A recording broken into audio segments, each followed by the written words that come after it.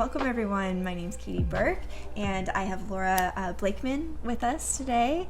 Thank you for being here and offering your time. I am really excited to dig into our conversation today. Me too. Thank you, Katie. Wonderful to be here with you and with everyone watching and tuning in. Yeah. Let's talk about your newest offering. I just saw it yesterday come through my inbox, Quest. Can you tell us a little bit about, because this is the first time that this has been released, right? This is a new offering, and it feels that way too. It felt like a very new and fresh energy coming through you in your work. Definitely felt, I don't want to say a new direction, because that seems like you're turning away from what you're doing, but it's definitely just a new and exciting endeavor. So can you tell us a little bit about that? Yeah, sure. It's almost like where to begin.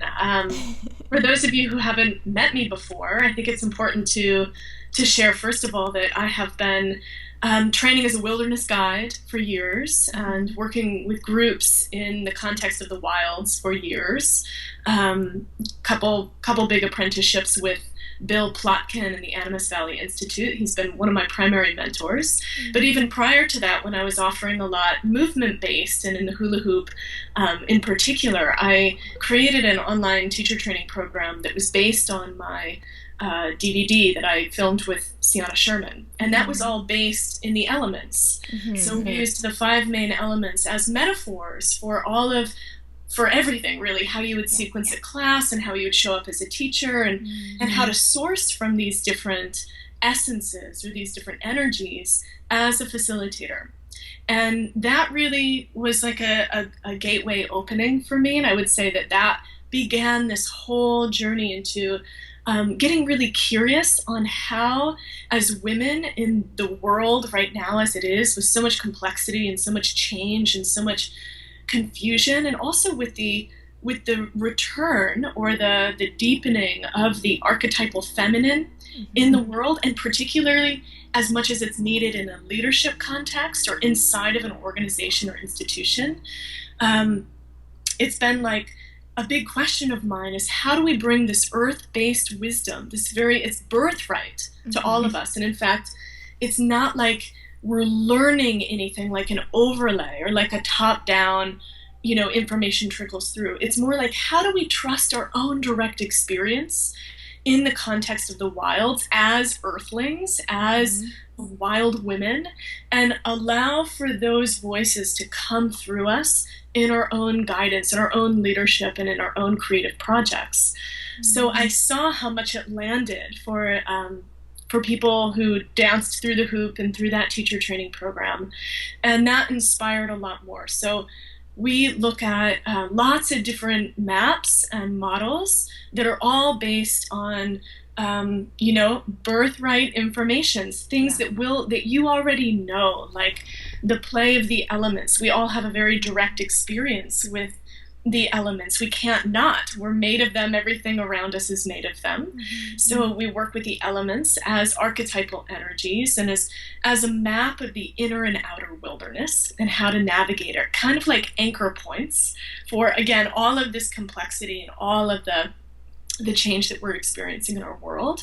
We also look at the solar cycle, which is the seasonal cycle. So depending on where you are, northern or southern hemisphere, there's this I see kind of this wave of desire to anchor and to call home our own indigenous ways, no matter where you are, who you are, ethnicity-wise, and where you are globally, that we're all indigenous to Earth. So bringing forward different mythologies, different seasonal traditions, different ways of understanding how we show up in the world depending on where the sun is, and what does that part kind of call forward in and out.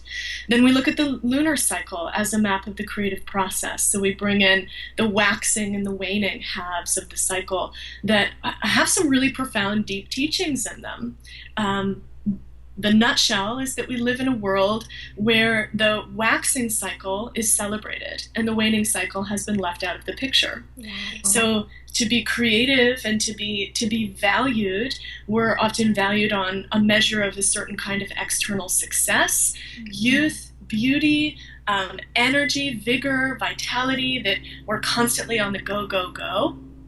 And yet this whole waning part of the cycle is so crucial that I think we as women know really well, which is the surrendering, the letting go, the making space, the power of not knowing, actually as a skill, and a certain way of listening really deeply for what wants to come through us next, and have that be a collaborative process with the earth.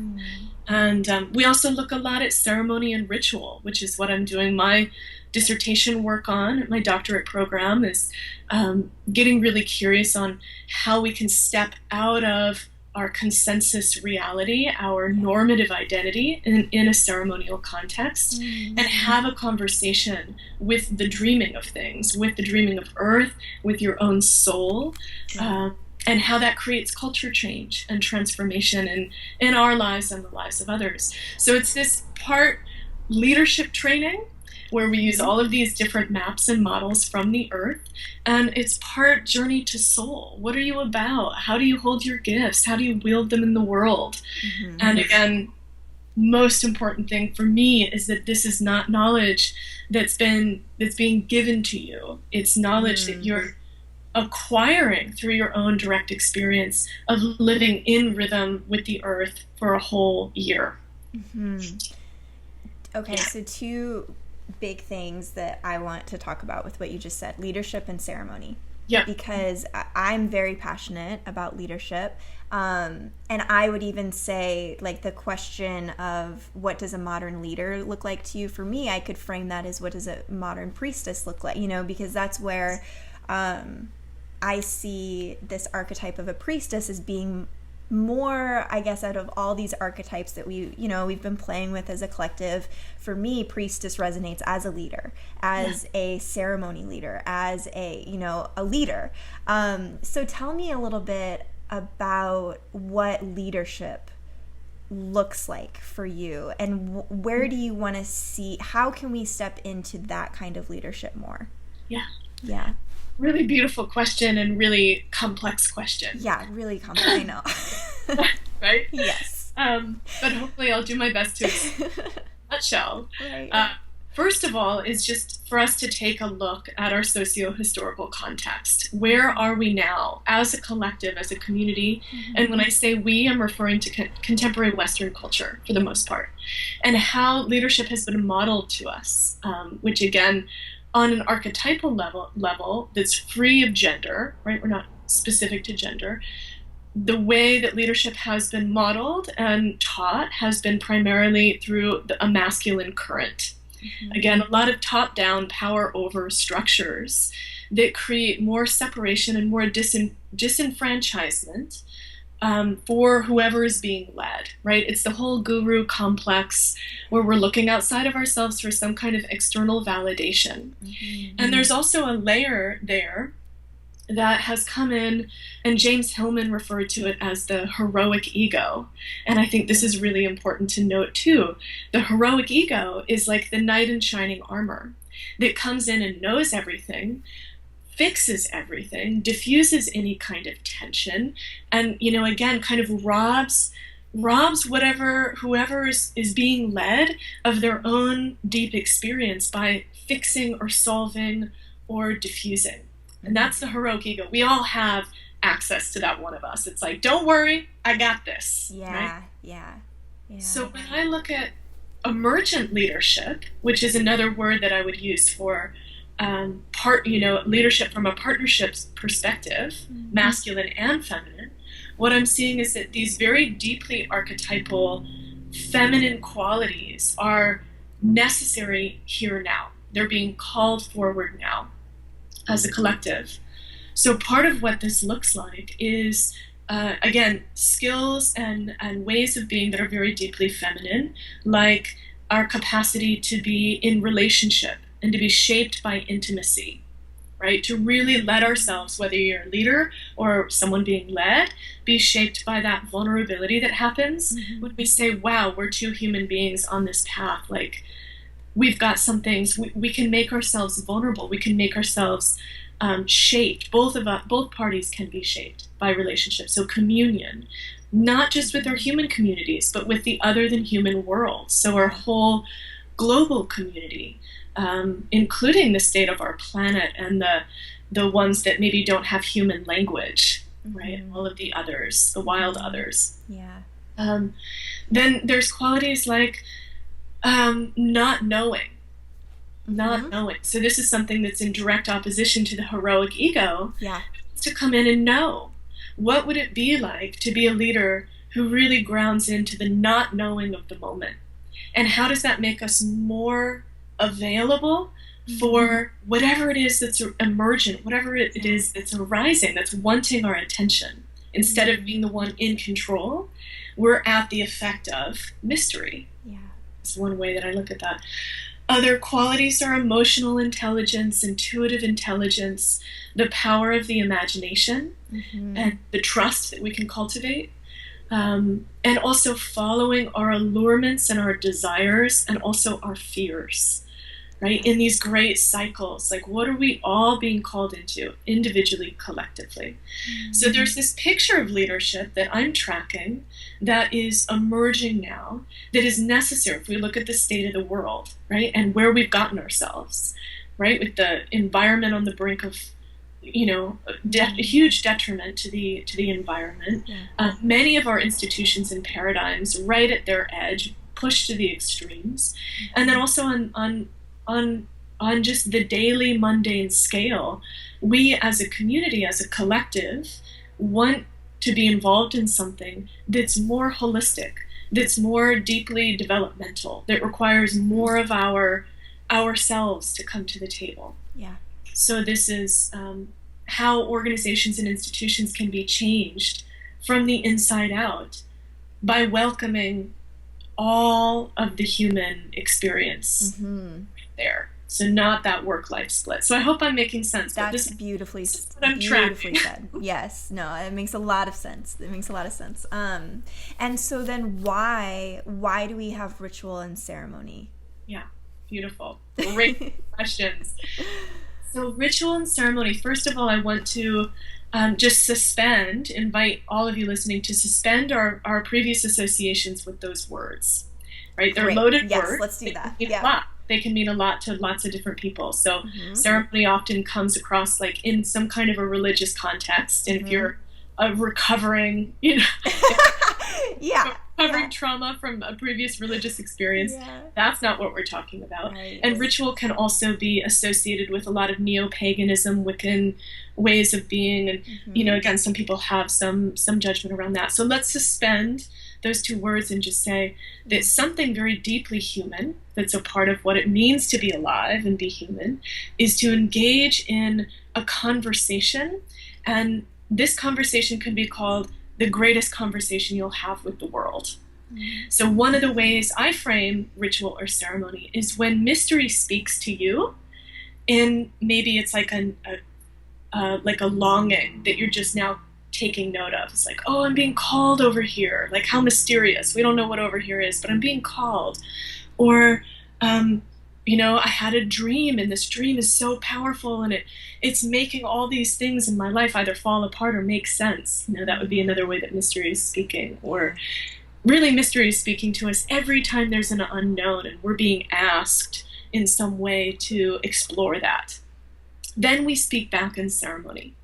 Because ceremony and ritual are using a certain kind of symbolic language. And it's one that is anchored in not knowing, in what's emergent, in a two-way conversation where both parties can be changed. So in the context of leadership, and I look at leadership primarily from a place of social and cultural transformation, right? That's what many of us want to do. We want to serve so that people can transform, so that our world can be a more beautiful place, so that we can leave, a legacy for the future generations that is one that's life enhancing. So really we're looking at culture change when we talk about leadership. Or it starts as like person change and institution change and paradigm change and culture change. So ceremony provides this context where we can step out of time, right? And this is how it's always been. We step out of time. We're actually metaphorically stepping out of the village. The villages are consensus reality. It's what we've said, this is the way things are. And in the village, there's taboo, and there's a certain way of being and behaving, and there's a certain value system in place. And sometimes that value system and those taboos keep us very small. It kind of denies us the fullness of our experience because we're navigating kind of a social construct that's not necessarily any more true than anything else, right? So ceremony gives us the opportunity to step out of the village into the forest. That's the metaphor that I love. Yeah. And in the forest, you know, think of all the fairy tales and myths, right? In the forest, it's like all of the kind of crazy things happen, right? All of the scary creatures and the obstacles are there that really help us to kind of shift and refine. And then there's also, you know, these beautiful encounters that happen in the forest as well, and all sorts of resources like our invisibility cloaks and our, you know, rings or whatever it is that we're looking to find in the forest. So it's a place where we engage with our what ifs, with our unknowns, with our imaginations. Play is such a huge part of ceremony. We are playing. We are engaging on the level of the imagination, which does not mean we're making it up, right? These are Western constructs. Right. The imagination is lesser than. So it creates culture change because culture change happens, or leadership happens, from the periphery, not from the center, right? Think of all the artists, all of us that are crazy enough to kind of do something different. It creates these ripple effects that unhinge certain habitual ways of being in the village. And eventually things shift and change, but it happens mostly from the periphery. So ceremony is that place both where you can overhear yourself saying something, you can have a conversation with mystery, you can widen the aperture of your perception, and you can give yourself permission to say, okay, this time I step into ceremony, I'm just going to be this version of myself. I'm going to be, you know, something that I wouldn't be allowed to be in the village. And transformation happens that way. Leadership happens that way. So it's a powerful tool as a leader, a very powerful tool. I want to touch on, you said how important imagination is. And I fully agree. And I think combining bringing our imagination into that ceremonial space is so important, because that is where we can direct our consciousness to aim towards a certain future that's maybe more ideal, or, you know, what we want.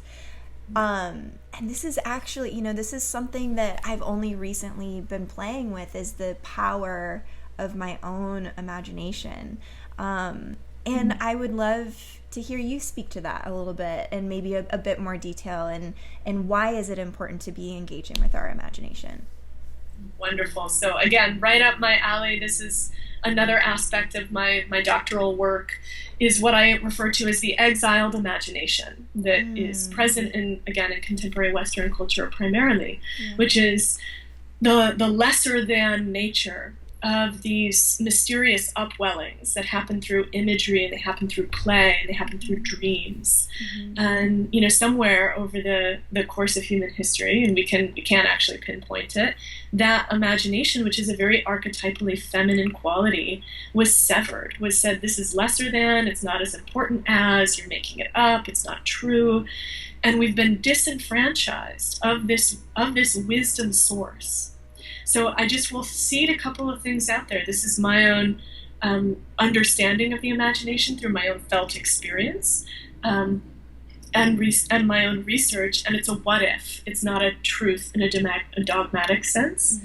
But first of all, I believe that engaging with the imagination really, which means we have to get out of our own way, right? We have to get out of the way and allow whatever to come through, and trust there's a reason for it coming through, whether it's ghoulish or golden, right? Whatever's there is necessary, is part of what needs to be there, and that it's a transpersonal experience. So it's not just you in isolation, in separation, making it up, right?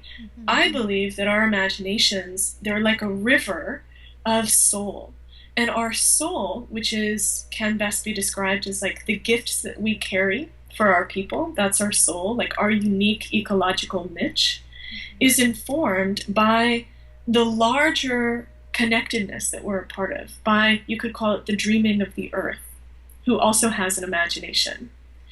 So this way of tuning into our own imagination, to the images, to the dreams, is more like listening to mystery, listening to spirit, listening for our place in the larger collective. And so it's a transpersonal experience. It's important, right, in that way. So this is a real anchoring for our own direct experience, our own revelatory wisdom that says, you're not making this up.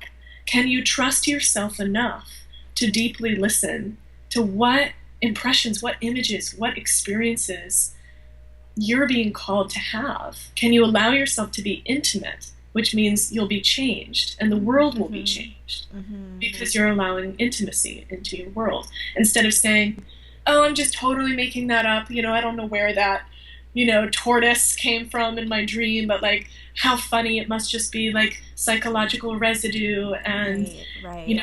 What does my teacher say about the tortoise? Or what does a book say, a book of symbols say about the tortoise? Instead of closing those things and taking a moment and saying, wow, tortoise, like, how does that make me feel? And what is that inspiring me into? And just calling home that eternal curiosity. Yeah. So, yeah, the imagination is so important. It's actually one of our primary ways of knowing, equal to the mind, to our emotions, and to our felt sense. So we work with that as like, how do we call that home? And what are the repercussions of it not being here right now? In a mess. Yeah. Absolutely. Right? Absolutely.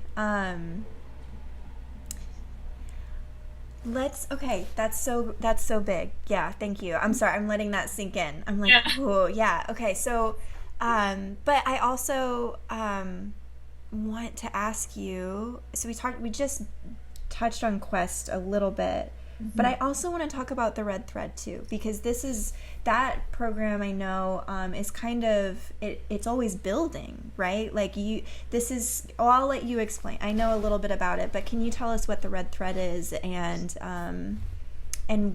what your offering is with the Red Thread? Yeah, sure. So first and foremost, the Red Thread is again, that word intimate comes up. It's an opportunity to cultivate intimacy.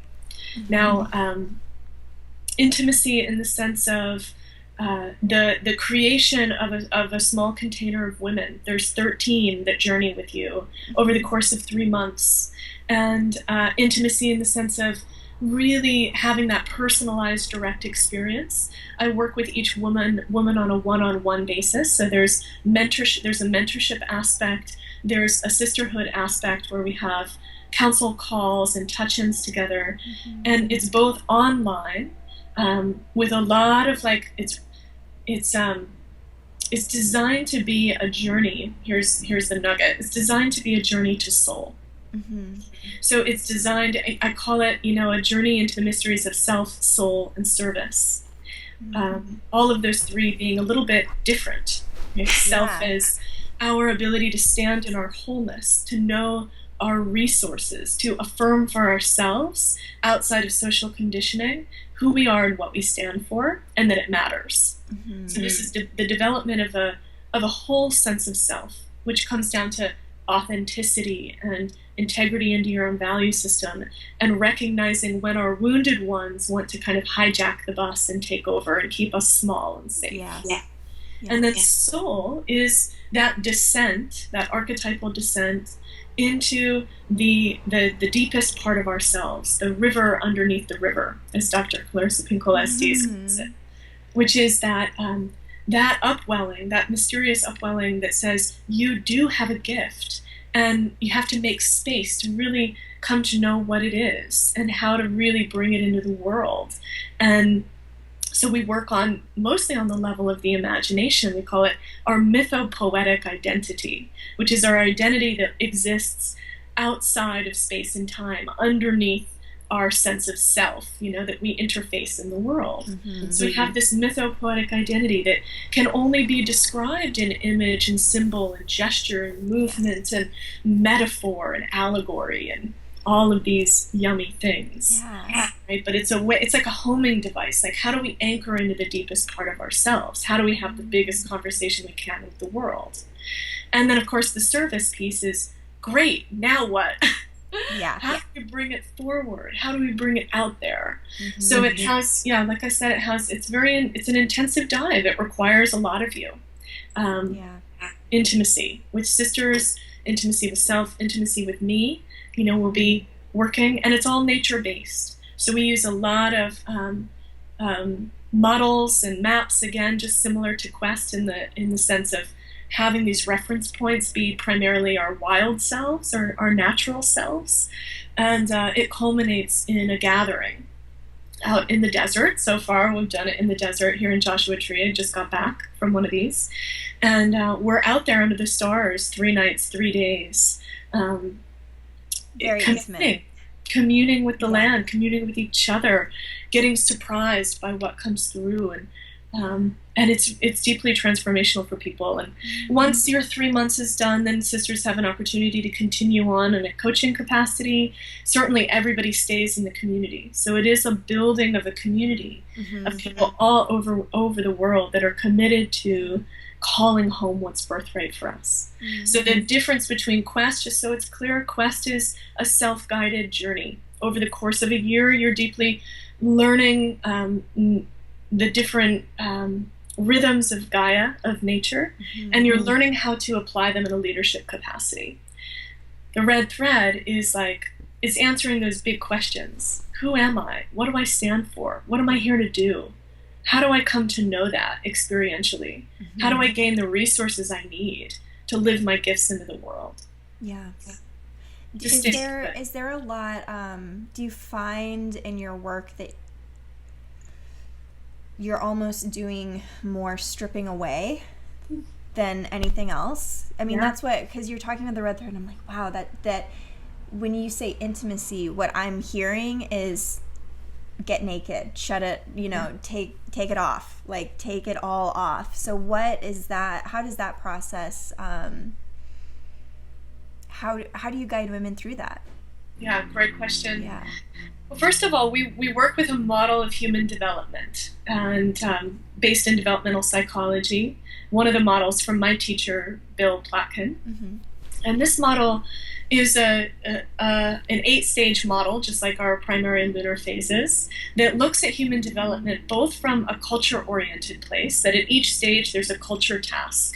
That's like learning the norms and rules of our society so we can be functioning, contributing members. That's very important. And early on in life, it's more of a familial norms, rules, regulations, how do we show up, right? So there's a culture task. Yeah. And then what's often left out, although now it's returning, is this nature task. And a nature task is present at every stage of our development as well. And the nature task, first of all, this whole model, one of the best ways that I've learned to kind of describe it for myself is that we are who we are by nature of our relationships. We are who we are as a species by nature of our relationships over the past however many millions of years with all the other beings that have been here on this planet. And so developmentally, there's a concept that we're shaped by our environment. Absolutely, 100% totally shaped by our environment. So in this map, the first 3 stages is where most people stop. A lot of people in contemporary Western culture stop at stage 3. And stage 3 is adolescence, actually. So these are unhinged from age, right? Like human age. So adolescence. So Bill looks at contemporary Western culture being a culture of patho-adolescence, pathologized adolescence, just all the way up until death, adolescence. And so one of the ways we can see this is the constant need for some kind of social positioning, social identity, the need to be popular. You can kind of look at it as in our selfie society, that external validation becoming epidemic, never really knowing who we are, but molding ourselves and our lives and wearing what we wear so that we have a place in society. Mm-hmm. But what that does, if we stay there, is it denies us the depth of our own deep experience. Yeah. Because we're constantly self-referencing outside of ourselves. But that's necessary. Up until stage 3, we need to learn how to function in society. Mm-hmm. So then there's some phenomena that happens for some of us and not for all of us. And that phenomena is what we would call like a crisis. Yeah. It could be called a healing crisis. Yeah. Like crisis, an awakening, where all of a sudden we realize life could be going really well. Everything could be beautiful. And we could say, there's got to be something more. I want to deepen. I want to commune with like the deepest part of myself. The beloved is calling. Soul is calling. This earth is calling me to participate in a much bigger way. Mm-hmm. And it becomes a crisis of identity. Yeah. And so there's one way we facilitate that in the red thread. It's not all just like, everything's wonderful. It's like, what needs to die? Yeah. What needs to be shed? Mm-hmm. And how do we engage in severance? Severance from our habitual ways of being, ways of showing up in patterns in relationship that are no longer serving, recognizing for ourselves when our wounded ones come in and really seek external validation, and how do we resource them from a deeper place? And a big way that we do that is by getting ourselves in nature. Because there's something about nature that provides a reflection. And when I say nature, I know that's a faulty word. We're all nature. Everything's nature. Wild environments. Mm-hmm. There's some reflection that starts to happen that says, wow. And David White says it, we're the only corner of creation that can refuse our own flowering. As a human being, we can say, no, I'm actually not going to be who I am on a deep level. I'm going to be who everybody else wants me to be. And that prevents our growth.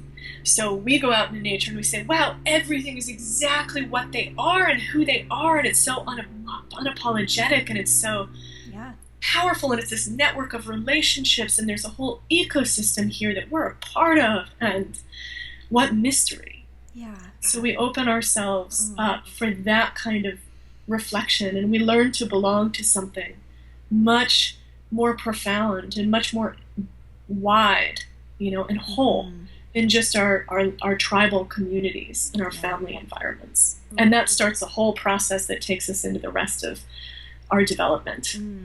Beautiful. I'm curious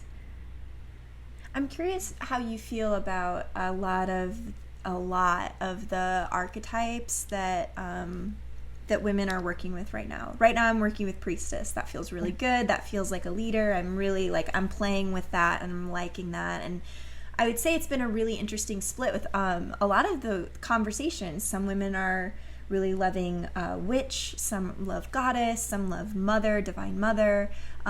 So all of us trying to find that thing, right? That path that says that feels like I want to explore that feels like me. And I'm curious if you have any archetypes that you like to flow through, and how you use these terms and these labels that we're kind of swirling in right now. What is your relationship to that phenomenon that's going on?